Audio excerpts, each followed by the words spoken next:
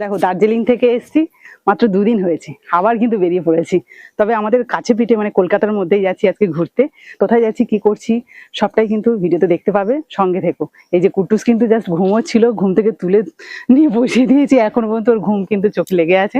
আর আমরা মানে কি বলবো, দার্জিলিং থেকে আসার পরে এখনো পর্যন্ত আমাদের রেস্ট কাটেনি, কষ্ট হচ্ছে, তার মধ্যেও কিন্তু বেরিয়ে পড়েছি। এখন প্রায় 5টা মতো বাজে, 4টের সময় বেরোনোর কথা, সেখানে 5টা বেজে গেছে। ল্যাট খেতে খেতে সময় চলে গেছে। বৃষ্টি হওয়ার পর ওয়েদারটা পুরো একদম অন্যরকম হয়ে গেছে, দারুণ লাগছে। রাস্তায় এখন কিন্তু জল জমে আছে। আর দেখো আমাদের বাড়ি থেকে জাস্ট 2 থেকে 3 মিনিট এসেছি, তারপরে কিন্তু এই যে দেখো মাটি খোলা রয়েছে, এখানে কিন্তু ফায়ার ব্রিগেড হবে।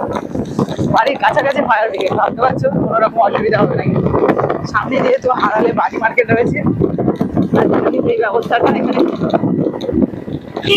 এরকম পরন্ত রোদ্দুরে ঘুরতে যাওয়ার মজাটাই আলাদা। আজকে দুজনে ব্ল্যাক দেখি, এই যে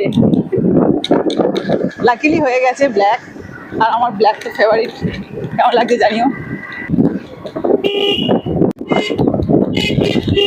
বাড়ি থেকে বেশিক্ষণ বেরোয়নি, কিন্তু 15 থেকে 20 মিনিট মতো এসেছি, তাতেই কিন্তু আমরা প্রপার কলকাতার মধ্যে ঢুকে গেছি। সূর্য যেমনই ছিল তেমনই আছে প্রায় বলতে গেলে, আর বেশ ঝলমলে রোদ্দুর। কেমন লাগছে? হ্যালো, ঘুমিয়েছিলে তো? ঘুম থেকে উঠে চলে আসছে। এই যে কলকাতা আসা মানে বড় বড় বিল্ডিং দেখা।